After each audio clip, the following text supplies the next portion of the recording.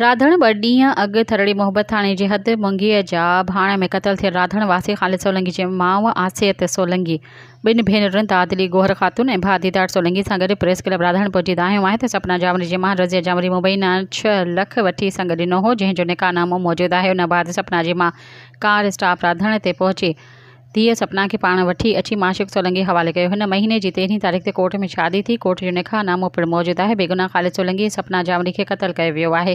मक़तूल जी मासी गोहर ख़ातून चयो त संदसि साम्हूं FIR में जणायो त जवाबदार 3 मोटरसाइकिलुनि ते सवार हुआ, जिन मां इख़्तियार जावरी गोली हलाई ऐं माजी जावरी मोटरसाइकिल हलाए रहियो हो, जिन खे हिननि सुञातो। मक़तूलनि खे गोलियूं हयूं वियूं। अखियुनि ॾिठे शाहिदनि जो चवणु आहे त हाणे जावरी बिरादरी जे धुर एहतजाज करे पाण खे बेगुनाह साबित करण जी कोशिशि करे रहिया आहिनि। साणसि इंसाफ़ कयो वञे, जॾहिं त माशिक सोलंकी पाण भेनरुनि खे सुञातो आहे।